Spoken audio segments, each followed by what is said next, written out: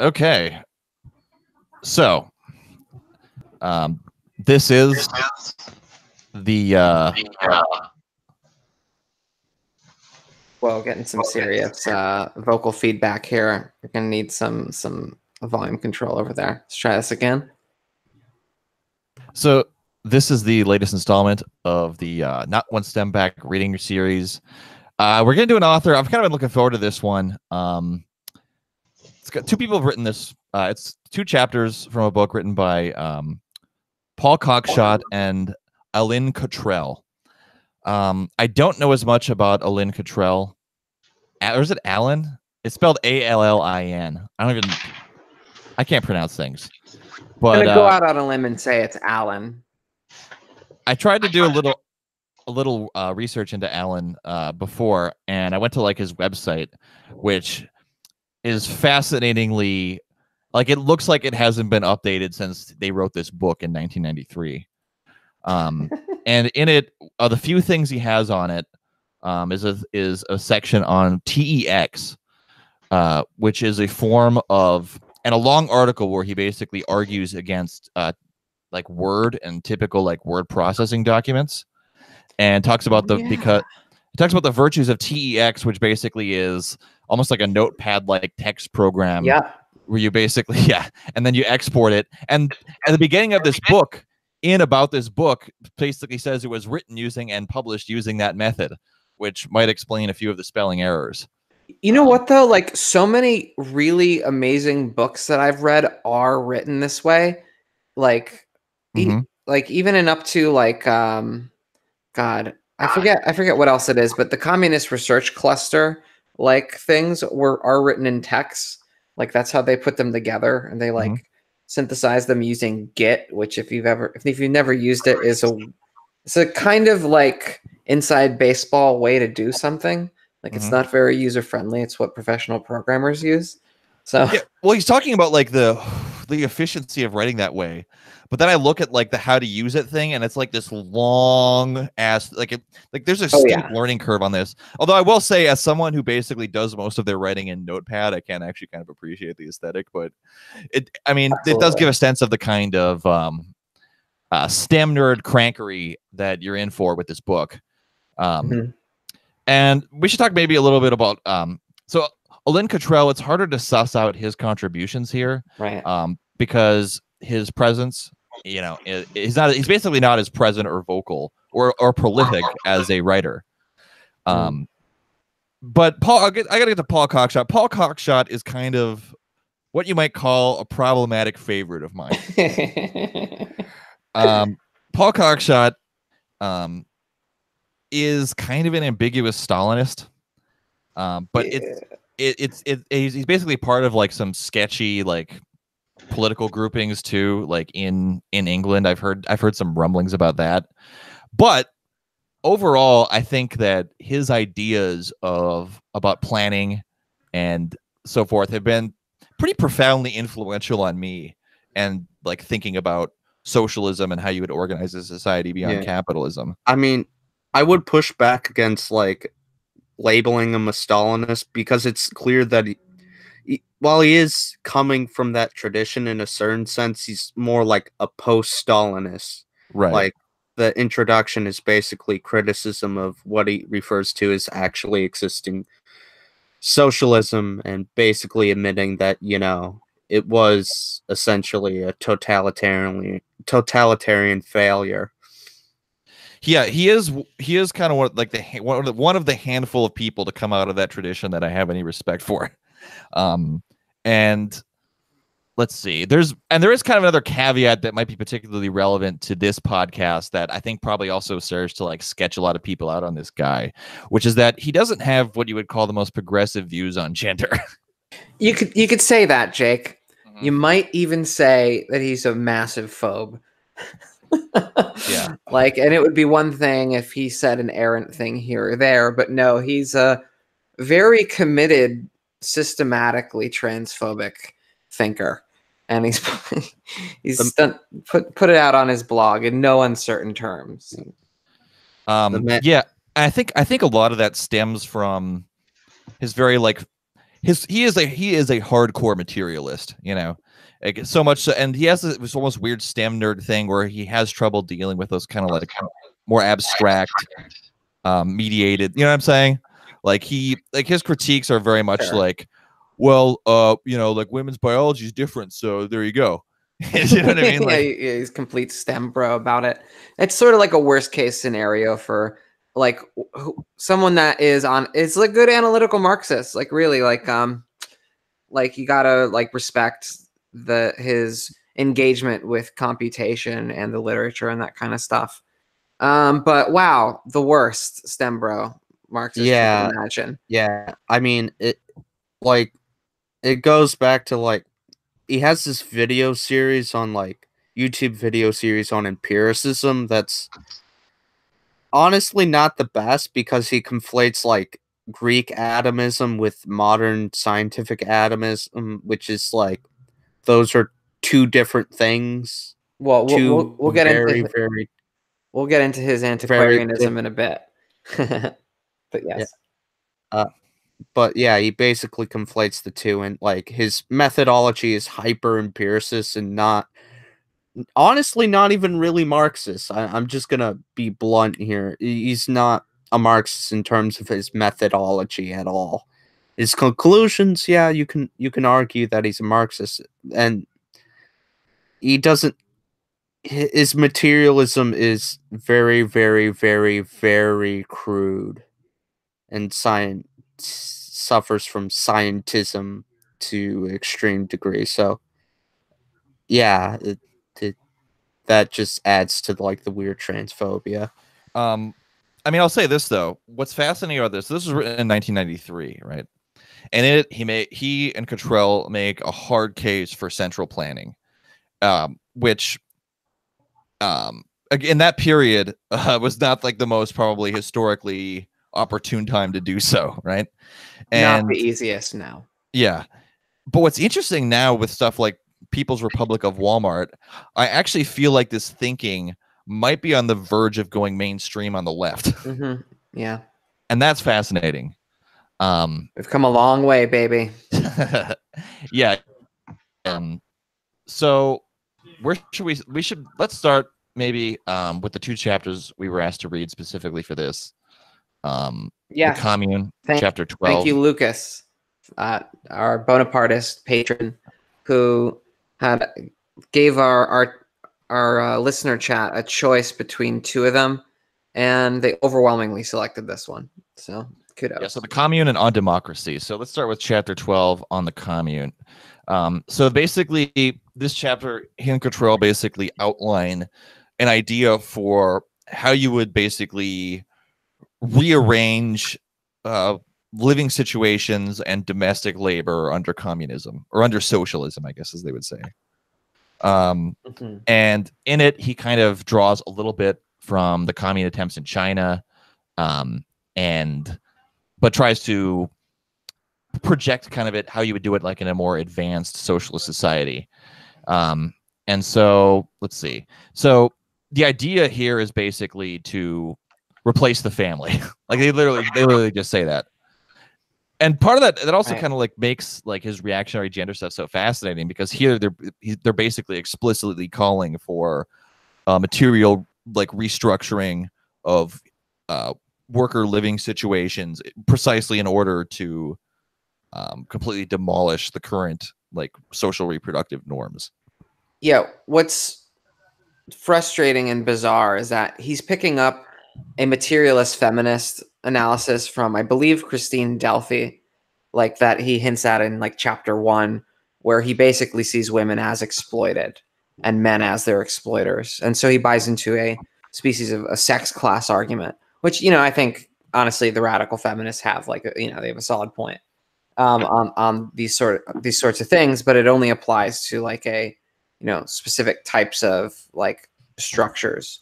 And to the degree that he's like trying to transcend this, I have to say he's not just a regular foe, but he appears to be a proper turf then, if he's picking up radfem sex class analysis.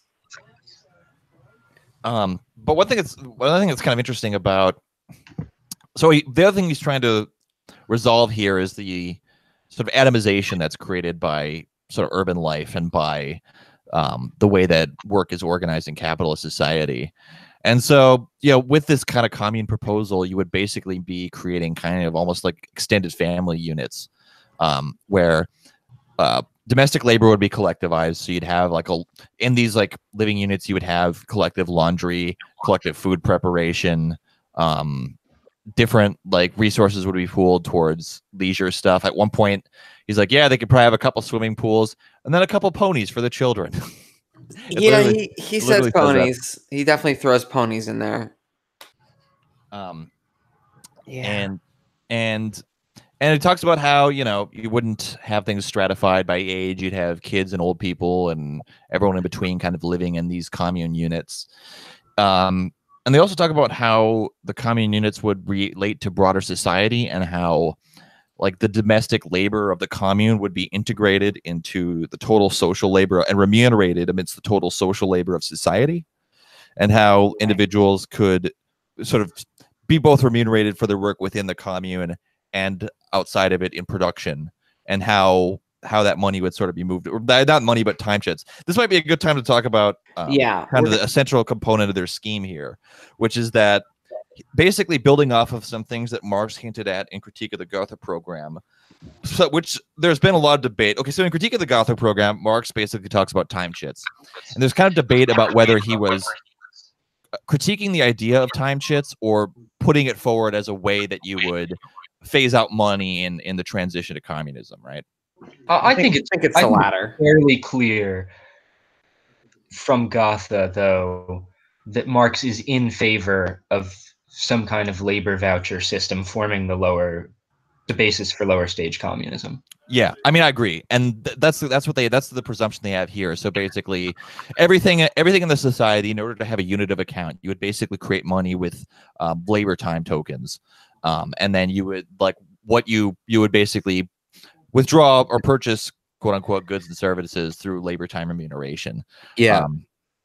And that's something that Marx actually picked up from, I think there was this utopian novel in the mid 19th century where this guy invented the idea of like the credit card in association with that. Looking Backwards came after. I think Looking Backwards actually came after.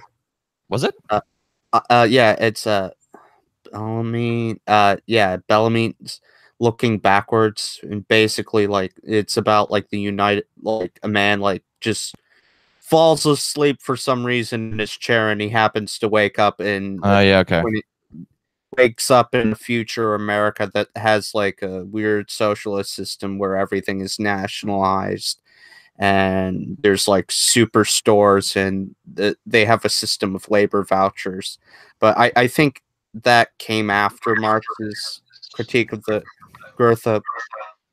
Yeah, program. I'm looking. I looked it up. It does. I might have had it. I had the timeline mixed up with something else. Yeah, it was. I think it comes from Owen, specifically. Okay. Owen. Owenites.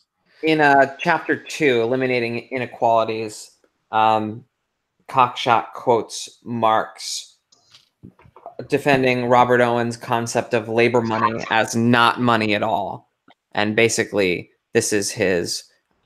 This comes to the idea of the labor voucher, and so the basic basic idea of the labor voucher is that value is socially necessary labor time.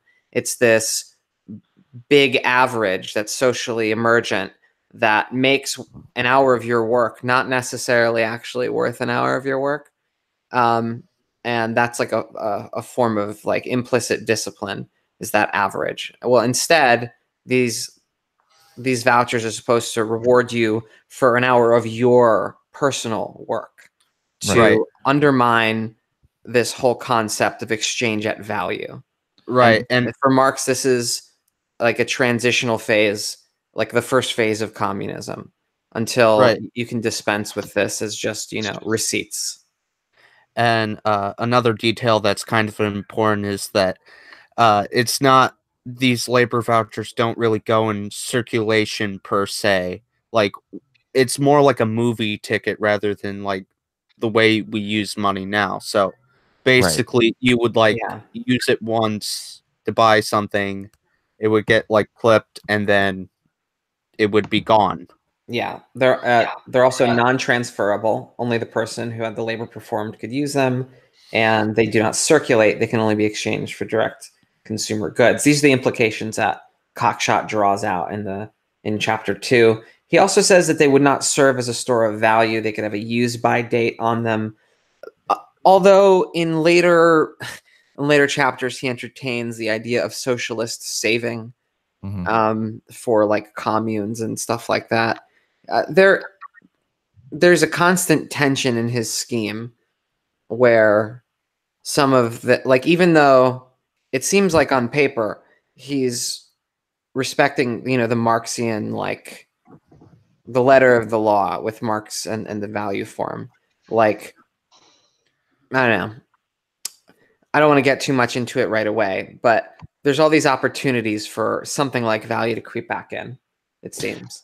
I mean, maybe. I mean, the place you could maybe see it there would be where he supposes that if there were labor shortages, there might be like relative differentials in terms of remuneration for different tasks, right? So if there was something that there was a shortage of labor in, maybe like the labor tokens there would be at like a greater rate. So like 1 hour would count as 1.5 hours. So there would be some level of fluctuation. I don't know if that would 100% translate back. I mean, I feel like it would be hard in a Democrat, because another key component of this, maybe we should get into this as well, is basically the idea of sortition, and that you wouldn't, in the system that he's proposing, you wouldn't have representative democracy. You would just have basically all councils and everything would be drawn by lot from random members in the population. Well, to a degree, if an expert role is required, like in health, then there would be sortition within the health community. But then there would also be, I think he also says that there would be people who would also be drawn from the population on the council too, to just kind of represent the broader community. That's true as well. But we should probably get into this more in depth. His idea of what modern democracy could look like. Right. Well, and like, but I guess the idea is, if you had a system of democratic control in place, it's hard to imagine somebody going like, okay, this guy's labor time tokens are worth 400 normal person work hours. You know what I mean? Like, I feel like there would be some like level of fluctuations, but I think it would have to be sort of socially accepted and like put into kind of the broader, like generalized plan of society, you know? Yeah, I don't want to go too far down my doubts about this yet, but the one that threw me for the loop the most was the possibility of labor credits in the commune not trading to labor credits in the nation at the same rate. That's a direct possibility of reestablishing the law of value. But I don't know if that's a fair read. We can get into it later. Yeah, I think the communes are supposed to be a place of experimentation overall that's like somewhat isolated from the rest of society, somewhat, to a certain degree. Like a 300 person kind of unit. He says as low as 50 in some places.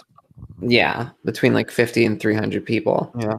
And I think this is being inspired directly by Mao, the communes in China with Mao. He says that real socialism was only ever happened in these people's communes. I'm glad you bring that up, Rosa, because I started reading this section very excited to read about the commune, as in Marx ideas here. But instead, we basically just get this kind of colloquial word commune. And to me, I titled my notes on this whole thing mandatory jumpsuit communism. Yeah, I got a barracks communism vibe from it too. I think there's such an affront to the commune as articulated by Marx, in part because they're also just an unnecessary obstructing bit of top-down engineering if you believe in the self-government of the producers, because as we saw in the Russian Revolution, workers were inclined in their own self-activity in a revolutionary situation to form communal kitchens, nurseries, and the like on their own terms. And it was when they were requisitioning the necessary supplies that they ran into conflict with the red tape of these jealous committees, because in the Soviet Union, the state was supposed to be the planner itself rather than a tool of administration that the proletariat actually ruled over by some point. And so I think these are either unnecessary communes or obstructing what could really be done with a commune system if it is left to the free association of producers. I hard disagree. I didn't get a barracks communism vibe from this at all.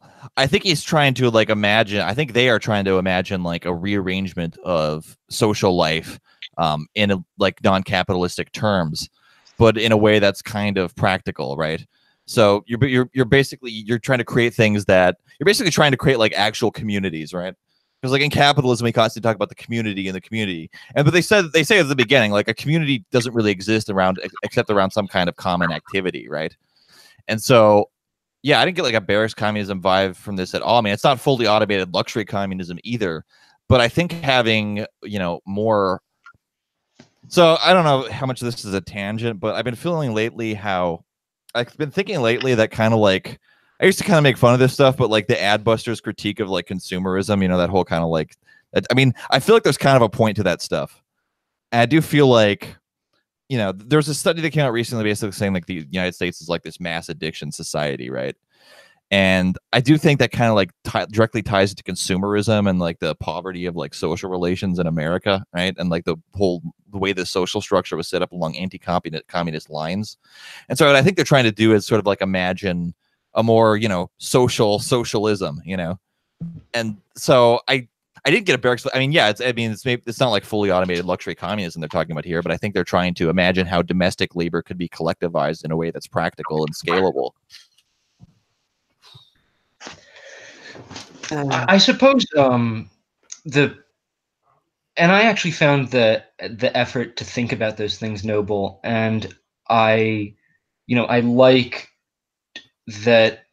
I liked where Marx was quoted on labor vouchers here, but I think that the prearranged system that we're left with here has to do with I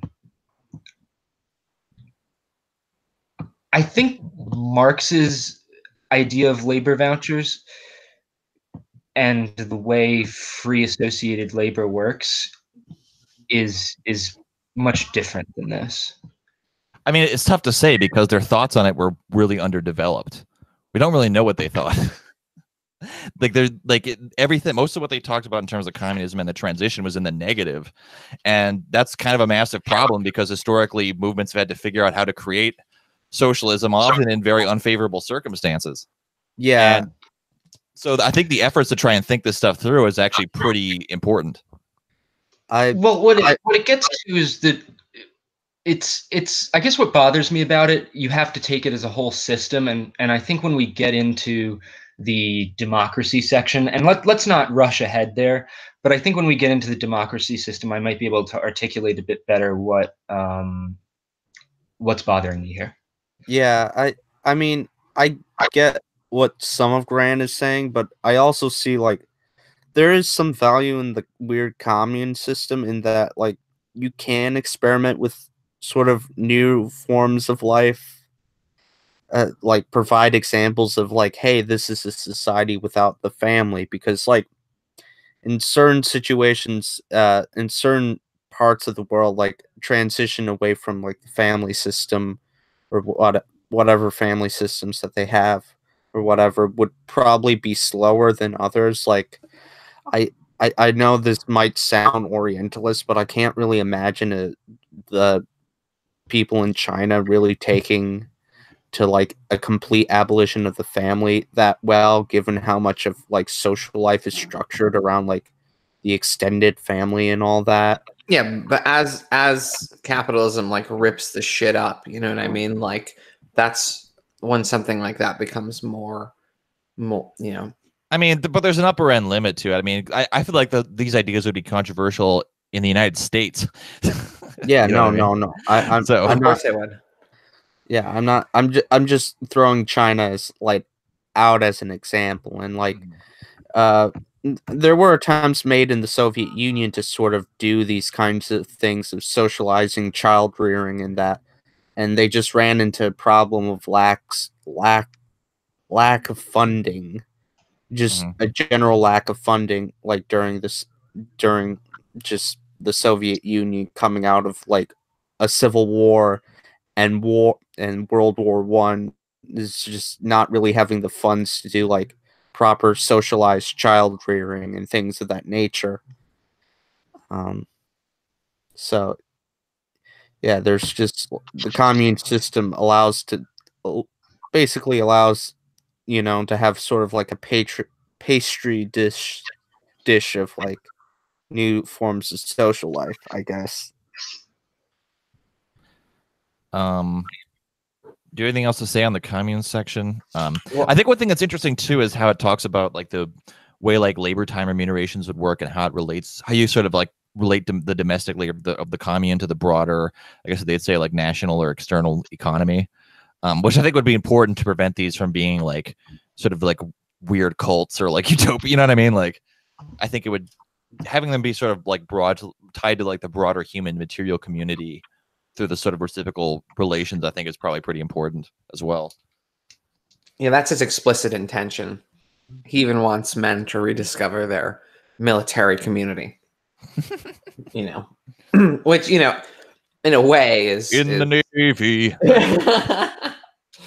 Yeah. Yeah, it's that, which is a weird, reactionary kind of way of trying to talk about, people defending themselves in a Republican way. What is interesting is that, I guess, in the section on democracy, the fact that not everyone is a citizen was sort of a footnote. But where does it say that? Well, not everyone was a citizen in classical democracy. Mm-hmm. It's just sort of in a footnote, right? Which I think is I don't know.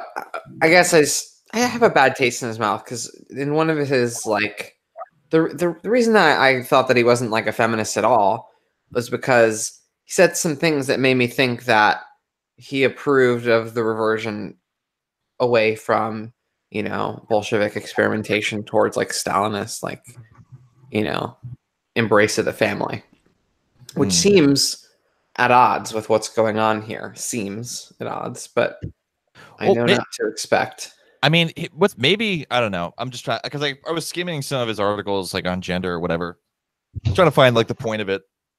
I didn't really find Thank you for doing that emotional labor. Yeah.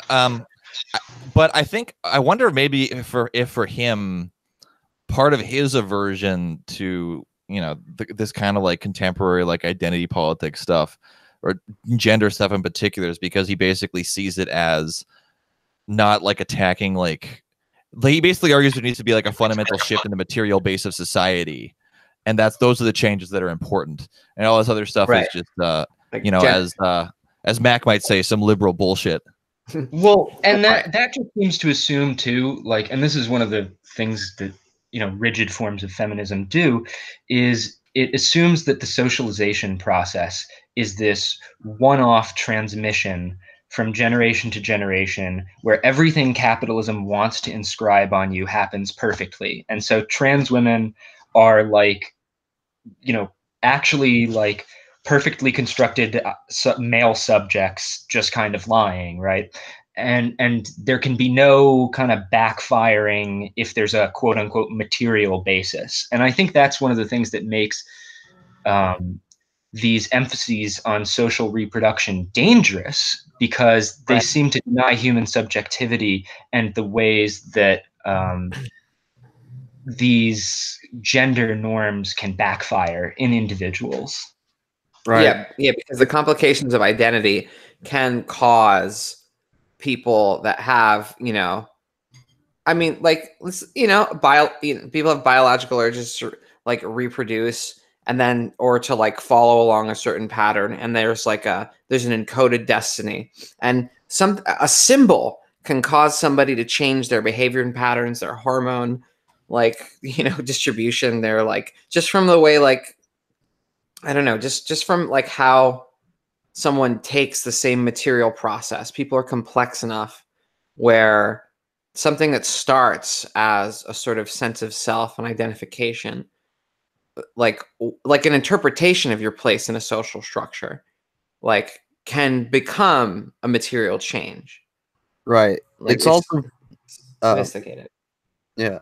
Right. It's also very unstrategic from like a basic, you know, sort of like political standpoint for like a radical feminist to be against trans women, because it's basically okay, even if you don't really view them as women, you have like a bunch of men who want to join your side essentially. You want to become essentially allies to your like struggle against masculinity, against, you know, this sort of patriarchal social norms, and you're just going to be like, oh, but they're really men and they're scary, you know. Well, It's just you're describing a lot of liberal feminists, honestly. A lot of liberal feminists just kind of see it that way. I don't know how deep we want to go down this rabbit hole. I mean, I don't know. Like, I mean, they're because I'm trying to figure out like what their reasoning is. Like, I mean, he's sort of like people have pointed out to him. I think I've seen it on like online exchanges how the same thing he's saying about like trans people. They're antisocial because they don't have kids or whatever. Like you could apply that same logic to gay people, and he kind of does. No, he kind of does.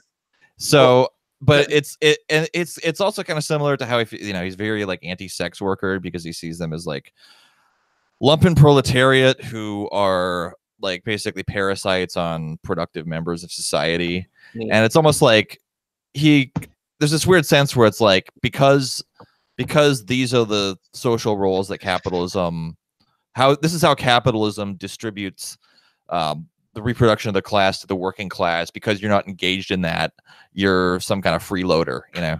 Like that seems to be his reasoning. Yeah, the most puzzling thing he said about trans women is that we're men trying to escape the responsibility towards children, which is the most interesting thing to me, because it I'm pretty sure all you have to do is go out and get a pack of cigarettes and never come back, if that's what you want to do. I mean, really? No, but like I don't think I feel like that's, you don't have to. Yeah, you can. Trans women end up taking on the mark of the femme, which is all about like, oh, good, you could perform a bunch of reproductive labor for me, right? Like, that's cool. That's how this works, right? Like, we're basically in a way we can't have kids though. That's the thing. Well, that's what they say. But then you end up really, a lot of trans women end up adopting or taking care of other people's kids in precisely this communal way that breaks down the nuclear family that Cockshott claims to be in favor. Because you're not producing new units, you decline the white race. Right. No. No. And that is explicit. That's really where he's coming from. It's really. I actually don't know if that is, but no. That's that. Those were the arguments I saw him making on Facebook. I don't know if that makes it to his blog, but yes, it was a sort of Stalinist productivist line on the family, which is complete. It just seems at odds with this commune thing. But what if it's not? Considering he's using the Chinese People's Communes as his model, like. What if there's some kind of massive distortion going on? Because, all right, full disclosure, I'm in like some kind of weird Marxian economist turf war between like people, no pun intended. But like trying to like redo a model that one of Cockshott's followers did of Kleiman or something like that. And I'm pretty sure something's being misrepresented. And I don't want to speak with authority because I'm not done yet. Maybe they're just right and I don't know yet. But there's just there's something going on here. Like there's some like bait and switch stuff that I'm not comfortable with here. And if you don't mind me going back to this, I don't know if anyone read the preface, like where he basically justifies calling the Soviet Union socialism. Right. And I thought that was really interesting because I definitely think that the Soviet Union had these like non-mode and peri-capitalist type aspects, and he's willing to just go, oh yeah, if you just sprinkled a little democracy on that would have been fine. Well, to be more charitable, I don't think he says that. Well, we can hold on, let me see. I mean, because he talks about the sort of transition from Stalin to the Brezhnev era and the sort of the stagnation that's set in that way. And I don't like I think he actually goes against the idea that you could like parachute in like a IT infrastructure and be able to do planning.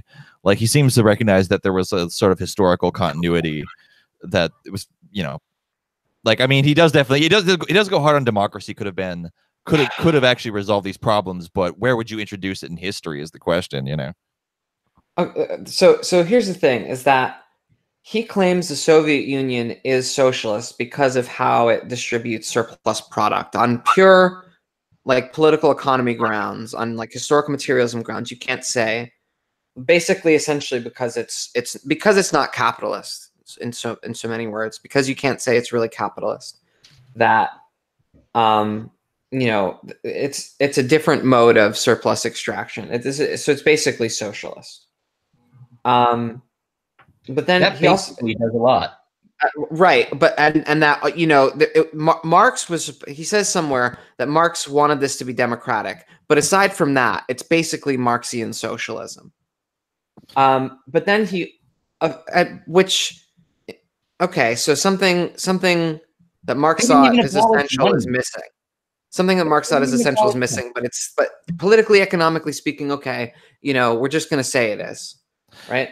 And then he says later on that the Stalin cult was central to the Soviet mode of extraction of a surplus product. Mm-hmm. So he's making the claim, more or less, that this socialist structure, the structure could be socialist, just that, like, instead you had a Stalin cult that became the driving force of the mode of production that substituted for democracy. That when you took away the Stalin cult, you didn't have democracy, and then also you removed the ability to do like forced labor or skill rents to incentivize people. Mm-hmm. That's why you had this shit after Brezhnev. Yeah, I feel like just desperately trying to like hold on to like some kind of hey, this could have gone better, I guess, or something like that. I don't. Well, I mean, I'm actually not that uncomfortable describing the USSR as socialist. Like, I mean, I think if you talk about socialism in terms of basically an effort to transition to communist society, you could say that the USSR was a failed form of socialism, I think. Maybe not for the same reason. Only going to be in the gulag, so that doesn't really seem socialist. The only way that I can accept that this is socialist is specifically as non-Marxian socialism, specifically as never ever going to end up in communism ever, specifically as a form of socialism that Marx was fighting. If we're going to call this socialism, this is the kind of socialism Marx was criticizing. Yeah, well, I mean it's not good, but you know what I'm saying? Like, no. I can accept that, but I mean, I think this is honestly mostly a semantic argument. Yeah, I think it goes back to Cockshott's comfort. It is a semantic argument. There's like socialism is an ambiguous category. Yeah, no. Marx referred to a whole bunch of things that he did just utterly opposed to socialist. He talked about feudal socialism. This just right, but Cockshott calls it Marxian socialism, and then he goes and says, I think he really is just trying to have it both ways, and that's why we have two opinions here. Is that he says it's Marxian socialism, and that if it was democratized, it would be better. But he also says, here's my proposal for a completely different political economy that doesn't have money. And so you can't really square those things. Wait, why? Yeah, no. I think you can like the things that he says. I kind of like where he goes, but I'm so uncomfortable with where he starts. That, like, because where he goes is, all right, look, that was a legitimate form of Marxian socialism. However, what we're going to propose is, essentially democratic in a way that this wasn't. And that this is also a form of Marxian socialism. So I have no idea why he feels the need, other than his weird Stalin, like, residual something. There's something going on there. I don't know what it is. Again, I'm gonna be this week. I'm putting on my Captain Charitable hat. Yeah. And I'm gonna say no, like this was written like immediately, like after the collapse of the USSR. You know what I mean? Like, how do you not talk about it? Well, no, and to be fair, he's not one of these like. It is refreshing to read someone that isn't like, oh man, Lenin and Stalin, super different. Yeah. He just in the same breath talks about Lenin and Stalin, which I think is a little, it's worth teasing apart the Lenin and Stalin periods, but he's just no problem being like, yeah, Lenin and Stalin were dictators. I'm not talking about like, I don't think that's good. Like he just says that. And yet he seems more comfortable with it than anyone.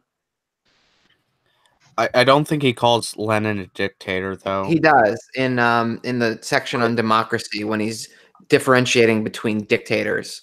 He's like, do we mean dictators in the sense that Lenin and Stalin are dictators? No, of course not. Marx didn't mean that.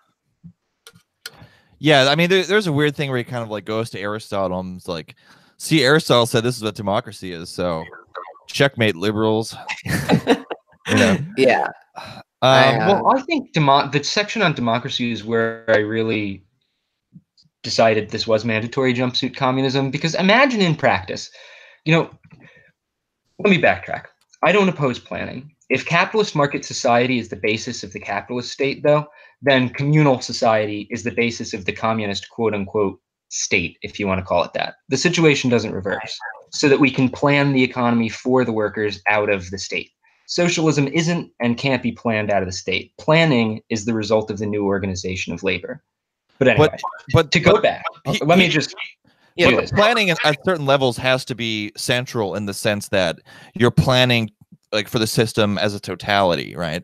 Well, right. The commune takes on administrative labor, and so the commune is not a non-state; it's an anti-state in a certain sense. But so that's why Marx doesn't say, "Oh, the state is abolished; it's gone right away." It withers. But I wanted to say on democracy, though, that just imagine in practice when the party mandates you come to such and such committee meeting, quote unquote, drawn by lot. Mm-hmm. The draw by lot actually undermines the whole basis of communist society and why I think a labor voucher system isn't dystopian at all. Why I think a labor voucher system is really the lower stage of communism and really works as that.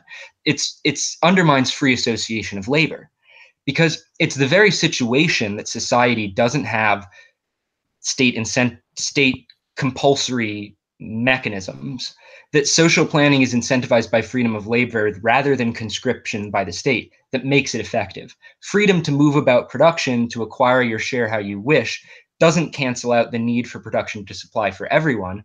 And so it renders it a social self-interest for everyone to make sure that the relations of production are conducted in a way where the most labor-intensive and unpleasant and time-consuming work requires the best in-job conditions, the most abundant share of the total social stock, in order for people in society to freely devote themselves to those tasks. So basically, how hard things are when you don't have a state becomes an organizing principle if the economy is based around free labor.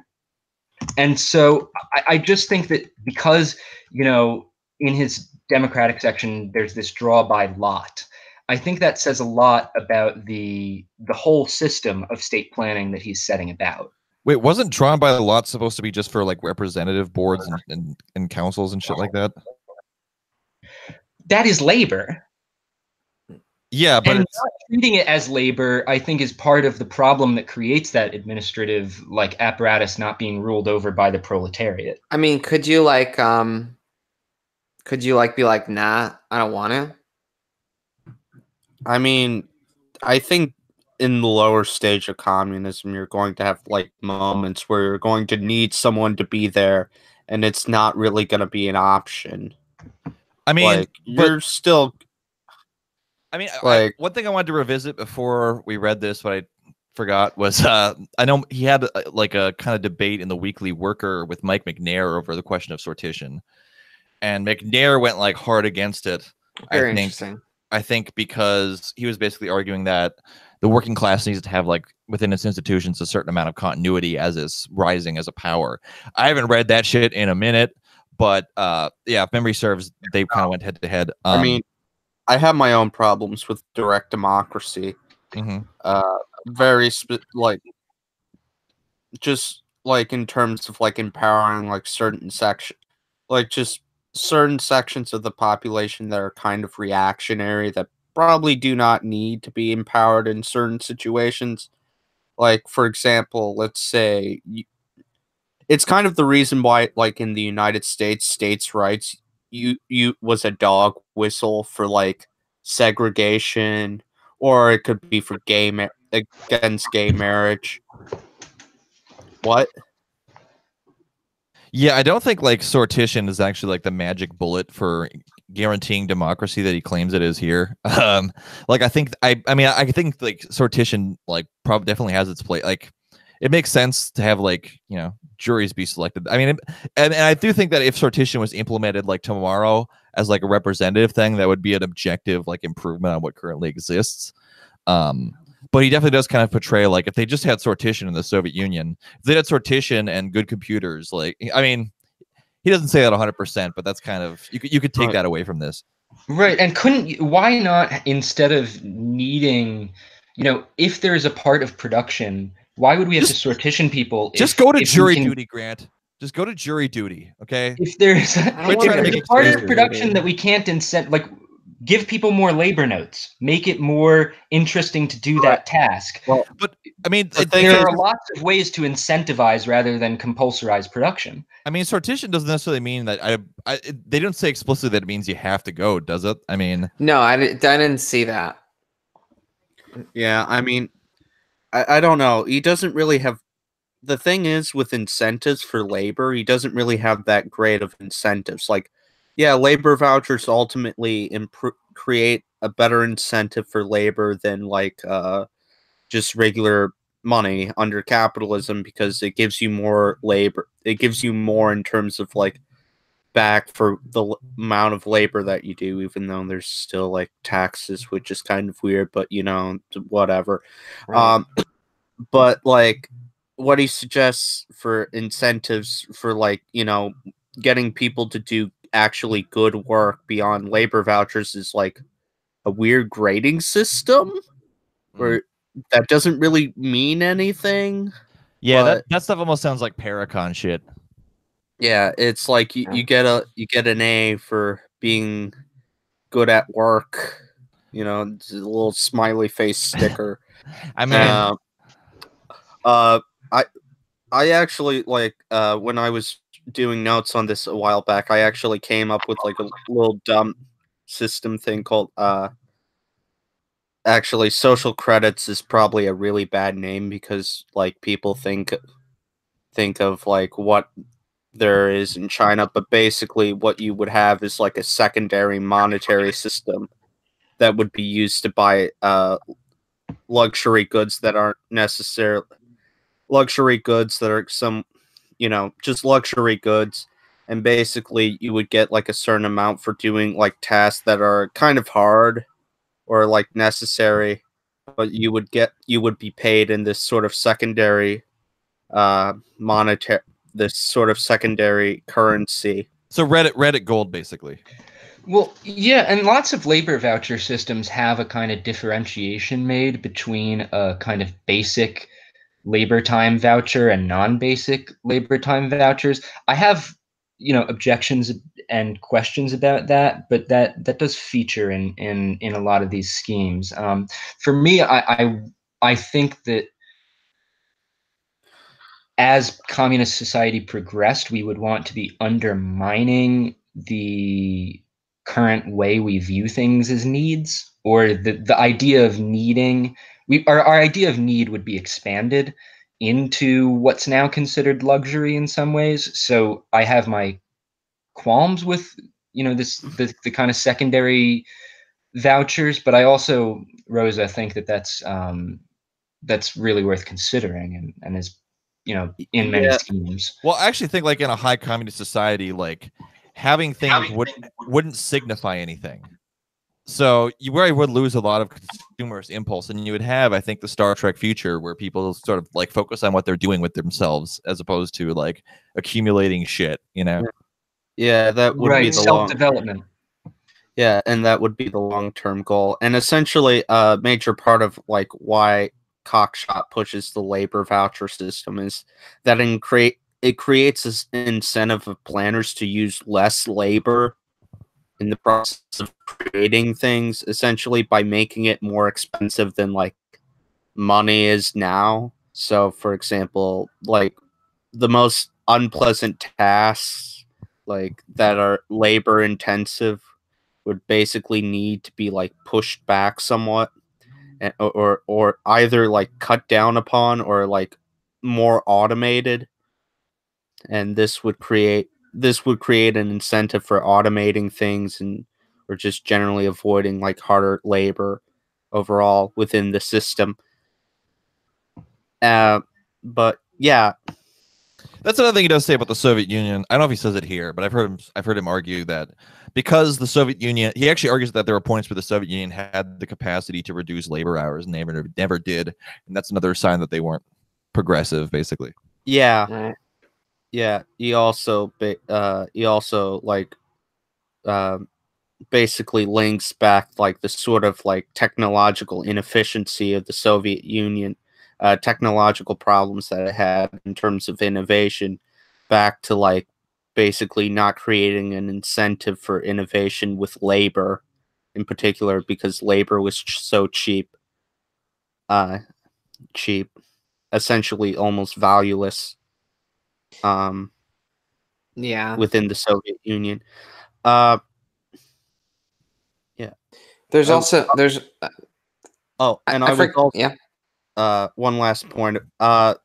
In like a more recent video, it talks about like, you know, the things that would need to be done under like a climate change sort of like a socialist society within like Europe dealing with climate change. Yeah. And like a number of and like there's like a number of things that he's just cutting back on in terms of like, you know, cars, and a number of other things. Well, he Like, basically he indicate. Well, I actually watched that video, and he says that because, basically going 100% green would require like basically hydrogen energy to be used for industrial production, and that's way less efficient than other forms. So you'd pretty much by necessity, if you went completely carbon neutral, you'd have to like basically air travel would get more expensive, steel production would go way down, international shipping would go down, you know.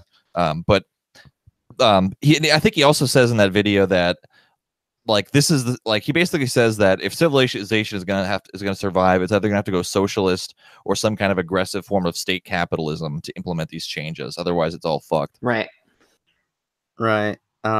Yeah, but basically that creates a situation where certain like goods would become luxury because of like the limitations on transport and that sort of thing would become increasingly a problem, I guess. Yeah, I mean, he also indicates everything's going to become more unstable because cereal production globally is set to decline, and when there's declines like that, there's famines. So, but Yeah. anyway, did we have anything more to say on this text in particular? Did we really cover communes that well? Like, did we go? Did we? So We broke into the commune. I mean, we could sit here and go through his like accounting schemes, but I don't know how entertaining that would Hey, be. Yeah, honestly. no. Is communists shoot the shit about the text? You know, Let's- I think we covered communes. All right, All right. all right, fam. Let's talk tables. Okay, here we go. Let's talk tables. So 1.12.1. Okay, this isn't from Alpha to Omega. Never mind. I'm sorry. Yeah. Was there anything else to say on this text in particular, or do we just want to talk about? So talk about the cock. Shoot the shit about the Cockshott. Shot the cock. Yeah. Did we read any of the other chapters? Because I mean, this is a fairly big, important book, right? I think so. Well, about it being a big, important book, I will say, a friend of mine, when I mentioned I was reading this, asked, "How many articles do you think are titled Towards a New Socialism?" No, this was definitely like there was like a certain era of like towards a was like a Oh yeah. Yeah, it Cockshott is really not an inspiring writer. He's a very clear writer, Mhm. but he's not good with the, the beautiful language or prose or anything like that. Well, STEM nerd. Yeah, no. He drops an N-bomb while trying to make a point about equality. Oh, no. People make that mistake very often, but niggardly is a different word. I'm not talking about that part. Okay, where's the N-word? Really? Let's go N-word So hunting. what you're referring to, Rosa, is when he's talking about that people aren't getting enough, and so it's a not enough of a sum. It's a niggardly sum, which is of course etymologically not related to the N-word. But he, while making a point about the way racists and conservatives are disgusted at political equality, he's saying that like this principle offends them because it equates the civilized white man to a N-word fresh out of the bush. Yeah, I did a search. I found the exact quote. No. Yeah, it goes, I guess, enemies of political democracy, like South African whites, deplore the way the doctrine of one man, one vote ignores natural human inequality. Is the civilized white man really to be compared with a fresh out of the bush? I think he's just kind of like, I don't know. Yeah, he's just like no. He's Lenny Bruce in it, like he's listen, I understand what he's doing. We're just criticizing his style, and it's like when your English teacher makes sure to like kind of say it out loud during a quotation or something to make some kind of point about how in this context you should be allowed to say it. I don't know. It's funny. People get a weird libidinal thrill out of that. And they do. Let Paul Cockshott say the N-word. He gets the N pass. Yeah. all invited to the barbecue. Yeah. Cockshott gets to N blast, but not T blast. You know what? Like what Bob Bakian does this in some spoken word poetry too. Yeah, I bet. I can totally see that. Bernie Sanders has done this actually, from what I remember. Jello Biafra does it in Holiday to Cambodia. Yeah, but to be fair, the Dead Kennedys had like a black drummer, I think. Oh, so that makes it okay. Yeah, no, no. Look, he was giving the thumbs up and smiling while he said it, so it's okay. Hey, I mean, that's a point. Slum's got so much this is soul. the dumbest tangent I think we've ever gone on. I was just saying that he wasn't making incredible stylistic choices. I get you need to read this into the record. Paul Cockshott has written the N-word. He was not quoting anybody. It isn't. I mean, in there. It was a thrown voice. It was like out of the bush is probably not something that Cockshott says regularly either. I mean, we don't know that. So it's okay that he says the N-word because he's being ironic, is what we're saying. Yeah. He does. I mean, he does look like a guy you would see at like a pub. You know what I mean? He looks English as fuck. Yeah. Like he almost looks like Wallace from Wallace and Gromit. Yeah, I was. Yeah. What if his articles on gender were just like one big epic irony? What if it was just all a joke? We just didn't catch on, Wow. Yeah. It's a classic British satire. That dry wit, as an American, I just can't. I mean, honestly, this is actually these are some great cock shots. No, this is actually British social imperialism. Like he doesn't like trans people because it takes away from their national art form of comedy. Right. Men dressing in women's clothing. That's right. That's the essence of yeah, it's they're angry at the trans people of the world for appropriating Monty Python and Shakespeare. Yeah, that's how he sees it. The Anglo wit, super highbrow. Yeah.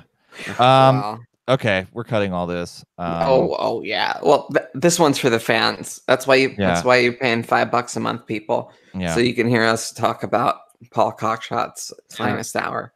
Yeah. No, honestly though, okay, so So now that we've talked about how he said the N-word, we could be like that could have been Cottrell too. Like, let's not let him off the hook. Yeah, it's a good point. We have been focusing a lot on Cockshott, and we have not been talking about Cottrell. And well, he doesn't have as fun a name. Yeah, it's true. There's no cock nor shot in it. He seems to keep a much lower profile. That's probably he's probably smart. Sounds like a smart guy. Yeah. Chris Cottrell. Oh wait. No. No. Alan. The guy who co-wrote this thing. Of Catrone. Why did I? Yeah. Damn. Yeah. Damn. It's all right. We'll fix it in post. Yeah. Okay, so any other thoughts on this? Like I said, I mean, again, I think with stuff like I do actually see this kind of potentially going mainstream, like on the left. So I'm sure they'll find a way to fuck this up. Not that it's perfect as it is, but I mean, his overall, like, I feel like, I don't know. I'm sure there's like good reasons to be skeptical of this, but the radical democratic tradition from, being a politics nerd and, looking back to the sort of ancients for inspiration is like not the worst approach that you could do. Like if you care to try to design proletarian institutions, like there's something about this that is it's a bit utopian. It's not what Marxists are supposed to do, but I do think it's sort of a necessary thing to do, and especially as we're saying, he's writing in the 90s. And he's writing as, they're writing as computer scientists, right? Understanding the kind of processing power that isn't quite abacus and, paper now. Right. Yeah. Well, and I'll say this. He understands mass voting could happen. I don't have like the intellectual pedigree or training to actually like analyze their equations or go in depth on any of that stuff. But I will say more than anything else, I like the kind of thinking they're doing here. Yeah. I can't defend all their formulations and don't really want to, but I do. Same. I think this kind of thinking is absolutely necessary, and I do think he makes a great case for time chits. He makes a great case for central planning, and I think that those are probably, and honestly, even like more like direct democracy as a through like. I think it makes a pretty decent case for sorted, maybe not across the board like he's saying here, but I think it's definitely like a useful way of thinking about how representation could work, in a broader proletarian society trying to transition to a higher social order. So yeah. I think broadly speaking, there are some good takeaways here, and I think it's interesting. Again, like I mentioned at the top of the show, with like the People's Republic of Walmart stuff, I think this stuff might actually get more traction. As time goes on, and people, especially with climate change and how people see the absolute like material necessity for human survival of having a totalized integrated social plan, not only to equalize social relations amongst people, but to address like the metabolic rifts between man and nature. Yeah, I mean, I think Paul Cockshott has like a small amount of influence in China because he was like published in like a Chinese like academic journal. And is engaged in debates in China, from what I remember. So, and the sort of like economic planning is kind of like coming back in China, I guess, in vogue, with like the one capitalist that like talked about it. Oh yeah, I think Cockshott talks about that too, like Jack Ma or whatever. And yeah, the guy whose face like looks like the Chinese like version of like the Photoshop Charlie Kirk face. You know what I'm talking about? Like his face, I don't know. His face, he has like this wide head around like a very small face. It's really bizarre. Yeah. But I don't the most punchable face. I know, I think like, yeah, somehow more punchable than Bezos. But anyway, like Cockshott basically claims that dude said in an interview that like using kind of the stuff they developed at like Chinese Amazon, I forget what it's called, like they could probably like plan like the broader like Chinese economy, and like but the Chinese stores are like, please don't say that in public. Oh yeah, of course. Oh wow, I do forget what that's called. Yeah, it's Alibaba, I think. Alibaba, that's the one. That's really like in terms of productive forces, never been better, bye abacus, Yeah. Like, hello, central planning. Now, on the other hand, in terms of relations, it's fucked. society and politics have kind of fallen apart. Yeah. Still living in a society. Yeah, only technically. Yeah. I kind of can't believe that he engaged with like Radfem thought as much as he did. That's pretty consistent with like taking on, you know, Marx and Engels within like an analytical like context. Like if you really look at it, you know, like this is something like you would have to care about. Like, and especially in terms of exploitation, I think overall it's hard from like an analytical perspective to understand why like in primitive communism, like, you know, the way reproductive labor would have worked isn't class, you know, like isn't like a kind of sex class. And I was kind of I'm a little just disturbed by how good this book is and what a crank this dude is. Mhm. You know what I mean? Like, and how these things could coexist, how my thought could be similar to this guy's at all. You know, it tells you a bit about how modular things can be in terms of thinking. Like you can really develop part of it and then have it right next to something that is maybe not so developed, or maybe developed in the wrong direction. Well, I mean, you know, like we don't need to think about people as like fucking gurus. You know what I mean? Like, no, of course, but like you'd like to think that. See, the thing is, like we kind of look for consistency in thinking. We want to see like, because if someone can entertain some kind of crazy shit, like it undermines a sort of sense of their judgment. And I know that's not really. I know people are better at some things than others, and it's not really that simple. But like, you know, it makes one wonder about someone's other judgments if they have an incredibly questionable opinion, right? But isn't it also possible to be like you could be a super intelligent computer programmer and then think Mencius Boldbug is a fucking genius? You know? Yes, of course. So, I mean, there are different areas of intellectual competence. Now, granted, this stuff because we're talking about stuff that's maybe more integrated. Yes, yeah, no, because he's, you know, making he's trying to do like a feminist like commune thing here. You know, what's going to happen to trans women in his feminist communes? Yeah, I mean that's a fair question. I mean, also they're going to the front lines. Well, it sounds like the commune to be something you would like apply to form, so it wouldn't be like some like government bureaucrat from the Politburo like comes to your neighborhood and says, "Okay, you people are commune now." Oh yeah, the weird marriage comment about how to form like communes, like, right? It's like forming a marriage. Yeah, like all right, we're registering our polycule with the government. Yeah. Also, with I feel like that's sort of like division between like you being a scientist and you like investigating in like other fields of study, you know, like liberal art, like anything in the liberal arts is supposed to be overcome with cybernetics, you know, and the whole point of cybernetics as a research program was to find like laws that were binding all sciences, like from social to hard, quote unquote hard sciences together, and you know, yeah. So it's kind of like Cockshott is a cybernetician or whatever.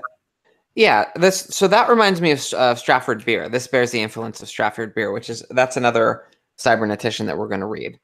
That was another generous Bonapartist. Actually, two generous Bonapartists have conspired to make us read an entire work by Stratford Beer.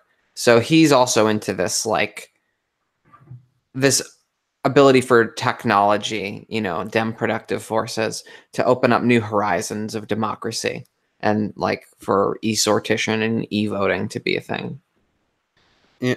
Well, I think Stratford is actually sort of opposed to direct democracy per se. Oh, is that right? Pardon me? Yeah, no, it's not exactly direct democracy. It's kind of a weird thing, but essentially there was with CyberSynth, there was supposed to be like a system in which like you would have like sort of like ideas just get floated out through like televisions, and like you had a little knob on the television, and it would go, you would like go like green or red, and you would like turn the knob if you approve green. If you go red, you disapprove.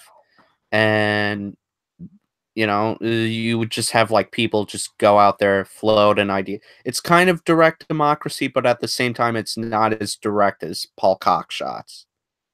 And on some level, I really wish it's kind of similar to a weird thing that was in the Obama administration, where people could just propose ideas, and if it got like enough signatures, the president was supposed to like consider it. But that thing never really worked out. Yeah. I just have a lingering sense about this text because of all the things that we're like picking at, like in the general. I don't know. This is a very unsystematic thought. This is really just a feeling that there's a kind of vagueness to this text that, you have a guy that's going, of course we don't want a totalitarian dictatorship dystopia. I mean, of course, we all know that. But then he describes something that could describe, Marxian lower phase socialism, but could also describe something else.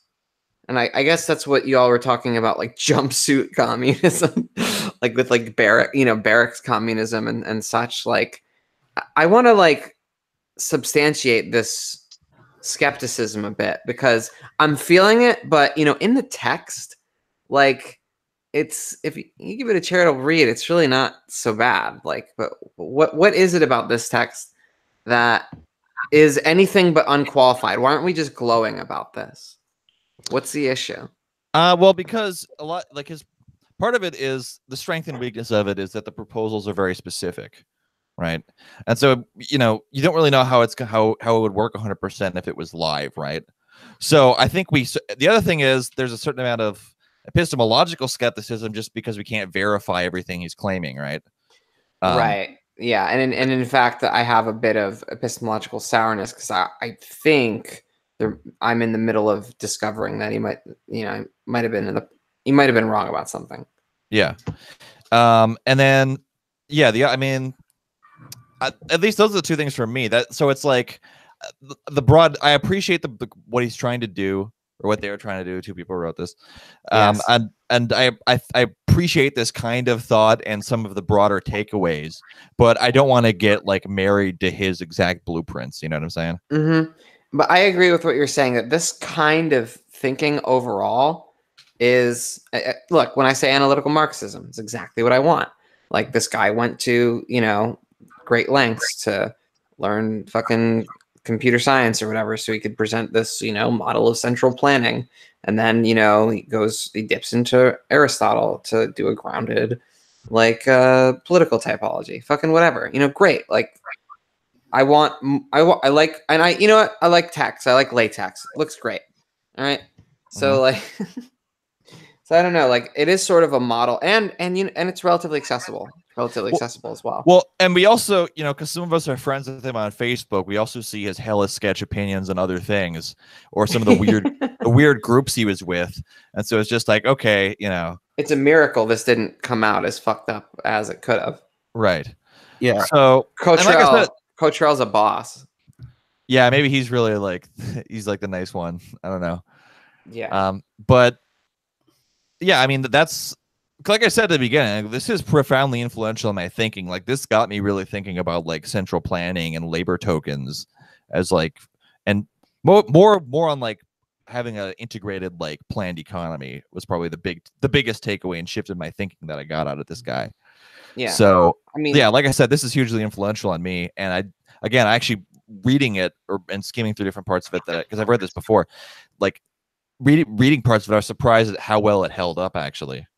Yeah, I mean, I'll take this over the market socialists. I'll take this over people that are just councilists. I'll take it over people that, well, like Paracon and this have a lot of similarities and are basically the same kind of second wave analytical Marxists. So they have like, there's like a compound critique you can make of both of them, which is interesting. But yeah, I don't know. Like I'm with him as far as that goes. Yeah. Yeah, I'll take him over like I mean, well, this is supposed to be like socialism in one country kind of thing. Well, he says, yeah, that's pretty I think we never so really. you know what? Into. That's something we didn't read, but it's true. He is for socialism in one country, and that's like the model that we have to. There we go. We were looking for what we were uncomfortable with, and Well, the structures of the nation are still intact. Right. Well, I think it's interesting. I talk so how about you. Well, I mean, I think he is kind of naive about how you would trade with like outside societies. I think there would probably be an imperialist blockade. Yeah, that's like, how are you gonna enforce that shit anyway? Yeah, I mean that was weird. But I didn't reread that, so I didn't want to get into that in this episode. And yeah, I mean, I think McNair is much better on this, where he talks about how you would, if you were there might be not a global revolution at first, but maybe like a continental bloc that goes socialist, right. and it would just have to be a big enough space that it could function self-sufficiently and hold out from invasion. So you could like maybe not have socialism in one, but maybe you want socialism in one very large global territory, you know. Right, and so maybe you can apply Cockshott thought to a continental whole instead of a fucking nation, but you would still need like subgroupings or whatever. And I guess that's where Cockshott could be like, "Aha, you see." Well, like, I remember their exchange was very friendly. Like Cockshott wrote into the Weekly Worker, and is that right? Yeah, well, and like Cockshott basically talked about how like McNair thought he basically characterized it as neo-Kautskyist, but he goes, but Kautskyism would be a significant improvement from where the left is right now. So that would be progressive. I remember that. So what I really feel like Cockshott has in common, and okay, maybe I don't trust this guy that talks out of both sides of his mouth on Stalin, on democracy. Maybe I don't, but like he tries to give some kind of answer to McNair's question of like, okay, look, the councilists were right about the question, but not the answer. What's the proletarian way to structure something? You know what I mean? And this is some kind of blueprint towards that end. Like, you know, he gives a reason why the Soviet state model, the council state, is not going to work. That part was very interesting.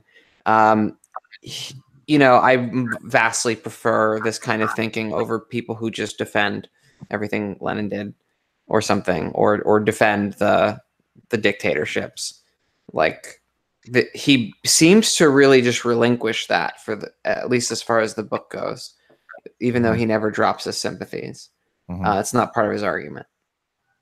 Yeah, but like the framing it as socialism in one country starts to give you a sense of what's really kind of maybe problematic about it. It also comes through with his political strategy too, because like essentially to get to this point, what he proposes is like a alliance between the proletariat and like just national bourgeoisie, like national bourgeoisie.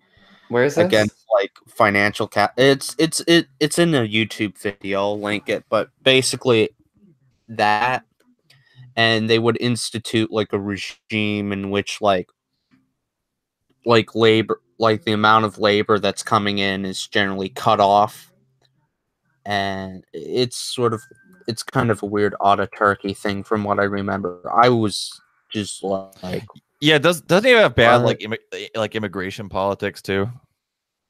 Yeah, he has a really bad immigration politics. Yeah, too. Yeah, I can find the video, but basically his strategy is like that bloc would essentially just like work through electoral politics to take over. He doesn't really have like a concept of revolution even. Yeah, wow. It's weird because he makes a crack about you know, representative democracy, which he calls this whole idea of, you know, representative democracy basically double speak. Like, you can't have this. Like, that's, you know, contradiction in terms. Like, representation is a form of oligarchy. And he punctuates this point by saying that, you know, like electoral representation creates an even more or less as an alienated political sphere where politics is the domain of politicos, and so he almost sounds like an anti-politics person. Yeah, no, I was gonna read that and be like, see, See, Grant. See.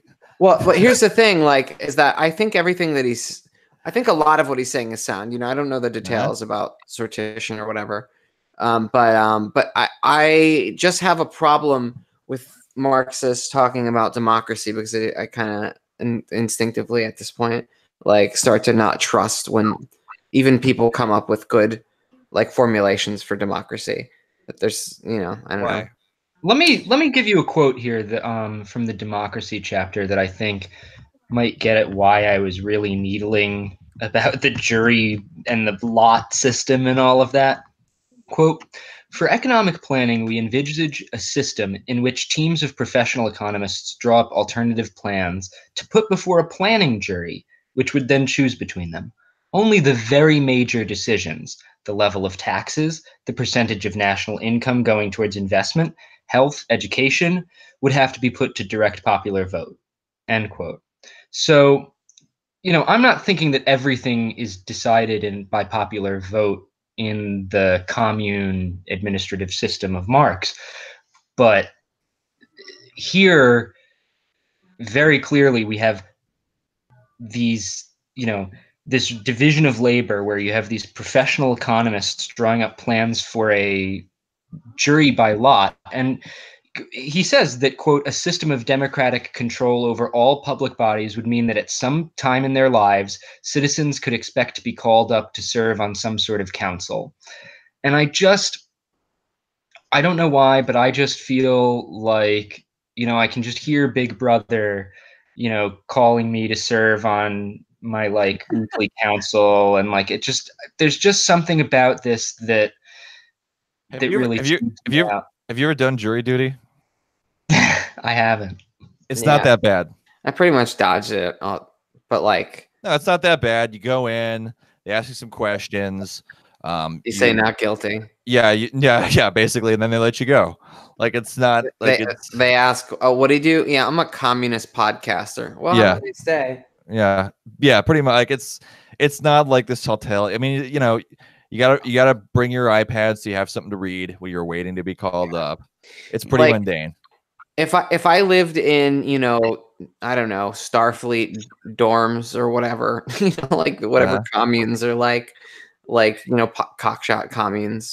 I mean, can you get out jury duty by saying you're a sex offender? Like, I don't think they... yeah, I guess in Cockshott's communes we'd be sex offenders. So yeah. So I mean, the planning jury thing is stupid, but I do think, I mean, yeah, you would, if you had like a globally planned society, you would have like different people bringing forth like proposals for like what kind of plans that society would operate under for the next time period or whatever. I mean, like there would be kind of like broad like targets that, you know, society would have to hit collectively, you know. Yeah. I'm not against planning. I just don't want to do it this way. Yeah, I mean the juries thing is fucking stupid because like I mean like I think you pretty much have to put like the integrated plan as a whole to like popular referendum and not just like have some fucking jury. I don't know. That sounds stupid. Right, and I mean, and I think that progress, and so this will be a feature of development of lower stage communism, but the progress towards higher stage communism is our ability for administration to be integrated directly into the productive process. Right. And I think planning in lower stage communism even comes out of the new organization of labor. And so not having, and so for me, like, since freedom of labor dictates how all of the labor vouchers would work, dictates how, like, why that would work in shortages, you know, why the incentives around that would be to make the hardest and most technically challenging work the most satisfying and the most rewarding in terms of social surplus. I think that having any duties, especially duties that we are marking off as quote unquote political duties, as this kind of separate thing by lot rather than by your kind of but there are I mean, to be fair, there are decision-making things though where it's like, I just want it taken care of. I don't want it to become like, you do kind of need to basically break those things up so you don't end up getting like these relationships of personal loyalty determining how decisions are made in certain sectors. Like that's not good. I mean, well, and anyone who's like, I've sat through doing activism, I've sat through endless meetings, and those meetings could easily be dominated by the people who just decide to go to all of them and sit through all of them and get their way that way, you know. So you have to break it up. Yeah. Also, to be fair to Cockshott, he does have like a national a referendum system basically done through phones, where like people can just sort of vote on an issue in relation to like taxes and that sort of thing, where you can just like sort of like you would get like a referendum question asking how much you would want in taxes, and you would get to pick between percentages. Yeah. There's supposed to be like a universal voting TVs and voting phones, which sounds sillier in the 90s and harder to do in the 90s than it does now. Yeah. I mean, they did the Sega channel. The television is going to have a dial on it, and when Big Brother announces that I can, that the chocolate ration has gone down, first I can press my like button, and then I can. I don't know. It just, there's something to me that makes this not incompatible with hell, and that's what scares me. Yeah, I could see that, and like to the degree that you're whipping up a model, like could we do a better model of Gotha socialism? You know what I mean? Is like, or is this what Gotha socialism is? Or not to me at all. So, I really, and that's what I want to see. I will. Lexi, let's write something. Yeah. Like seriously, like if this isn't it, if this isn't embedded in Marx's idea, which it must not be. I also have that feeling.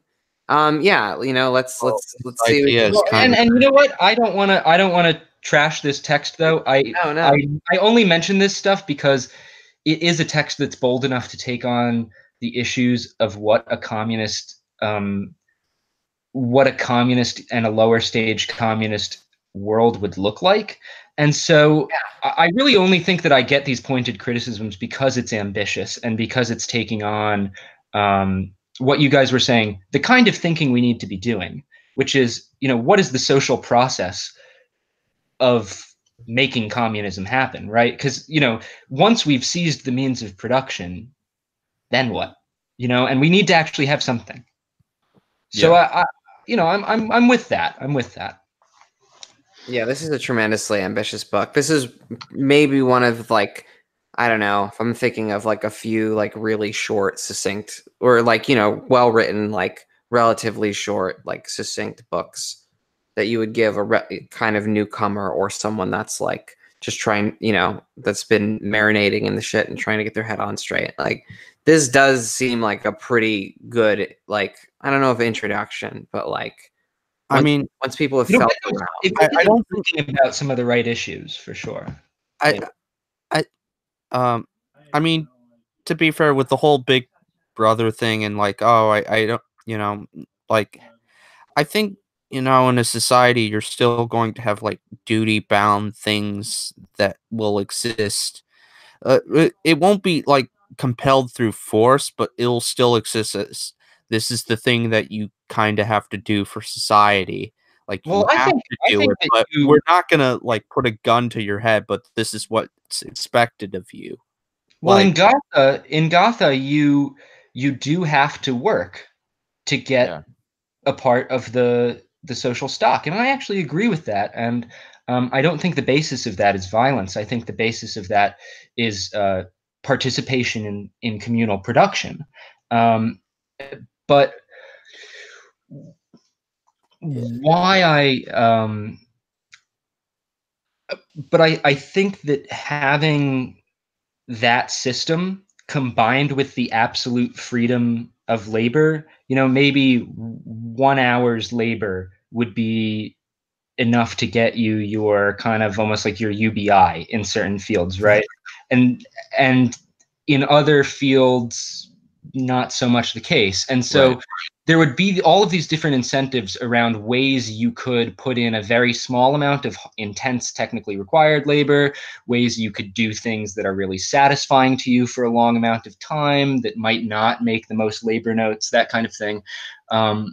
But I really think that the ability to choose what part of production you're doing forces society to make certain changes to what's considered the worst work. Well, I think even honestly, I do think in lower communism, or social or mid socialism or whatever, like if you did have a sortation system for election to councils or certain things or whatever, or even just juries like you have now, I think like whenever I've had to go to jury duty like twice, right? And both times I was kind of like, oh fucking jury, this is bullshit. I'm gonna wear a Hitler costume there and I'll show them, or whatever. You know what I mean? Like. But then you get there and you're like, you know what? This actually is kind of important. Like, if, a lot of these people in this waiting room are fucking stupid, and, I'd probably be a fair jurist person, and that, people have a right to a fair trial and you know what I mean? Like you do kind of feel like a social sense of duty to try and not just completely like throw your interview. You know what I mean? Right. Like you have a sense of obligation to others, not just like a sense of obligation to others that really has been eroded by capitalism, a sort of like Republican virtue that, you live in this society, you have to contribute you have to contribute to a certain extent, and you have to like have, a sense of compassion, kindness to others, that sort of thing. This society actively weeds out those values, though, and like it really, the free rider problem goes off the rails in this society. And people are like, I think it is human nature to be pretty altruistic at giving, but when humans kind of run into a situation where they're giving and they're not getting, they kind of just stop. And I've always wanted to have civic pride and civic duty, but when it comes to the institutions of the United States government, I can never actually bring myself to go to jury duty. Oh, I'm talking about under communism. Right, but Jake was talking about jury duty. And like I know what he means. And I actually kind of, you know what? As he's describing it, I kind of want to feel it. I want to hear what liberals hear in the West Wing's presidential speeches. Well, it's not even that. It's just like, there's a lot of people in the court system and they get fucked because they pick people for the juries who are like, Robert Zimmerman was just defending his community. You know what I mean? Like, so you kind of want to be on the jury so you can actually like see to it that like the right thing gets done, I mean, I can respect that. I understand. But like, I'm not sitting there like,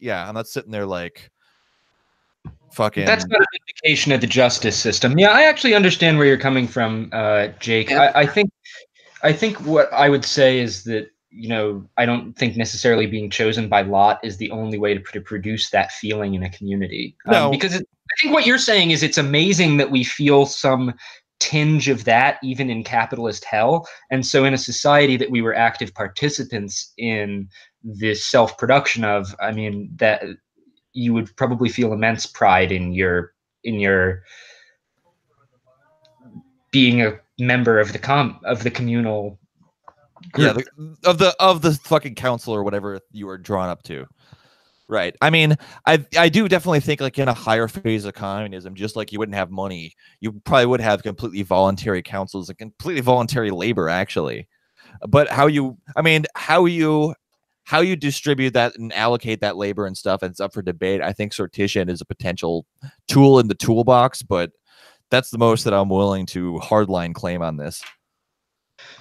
Yeah, well, I think, sortition could be like sortition out of people who have chosen to be part of a certain, like for example, when we said like health or something like that, sortition of people who are trained in health. But also, I think that we could accomplish the role of sortition by increasing, if there's a part of labor that society desperately needs people trained for, we could increase the number of labor notes that you are, how much labor hours you get for doing that task. Well, they explicitly argue that in here too. Yeah, he suggests that because that's the major alternative to what he calls labor directives and what we know as forced labor. Now, he also, I just want to make this point. Right. And so I'm saying, why divide the society in half, where you have some functions that are done that way, and then some functions by these like demarchic, I think he calls them councils. Yeah, demarchic. He's taking after someone. I kind of have a problem with like paying people more in vouchers because that, like, if not done right, it could cause like sort of an inflation and devaluing labor, and like he basically, from what I remember, he argues for like taxes for that reason, like, right, as a means of preventing that. So he hopes that people who go to industry that train for industries that are, sorely need, people to train for them, like that, being able to get top work choice will be enough, that we won't have to resort to labor directives or, like wage rents. And, I think that's it's like literally wishful thinking. You know what I mean? Like, Yeah, this is going to be a problem. And that's why I wanted like the secondary currency system, is because like at least with that you can like say offer something, hey, you can get these little token credit things to buy like stuff that you can't usually buy, but it might cause like super inflation if we do like labor, on labor vouchers and that sort of thing. I don't know, but I mean, I think you could deploy a mix of like, you would have basically an inflated labor voucher would be like you have to work fewer hours, right, to meet to meet your needs. So, but there's a biological limit on that because you can't go below 0.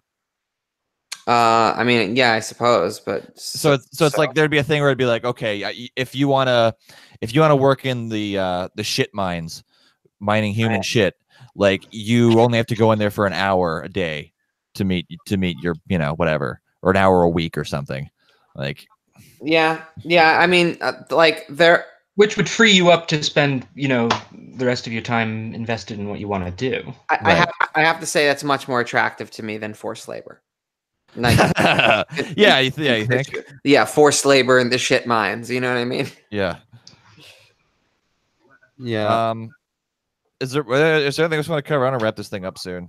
Yeah, that sounds great. No, I felt I had some like lingering feelings when we touched on socialism in one country. I think we started the critique of like, how would you make this in a McNairist kind of like centrist Marxist or whatever kind of how would you point that in that direction instead of this right socialism in one country kind of direction that he's going in? Yeah. The bad Bukharin. Okay, I think that's about that. All right, everyone. Thanks for tuning in. Sounds like we're wrapping it up. Good night, and maybe see you Friday. Maybe we might have something in the works. We might have something special in the works, so stay tuned. Yeah. It is very interesting. Yeah. All right. Good night.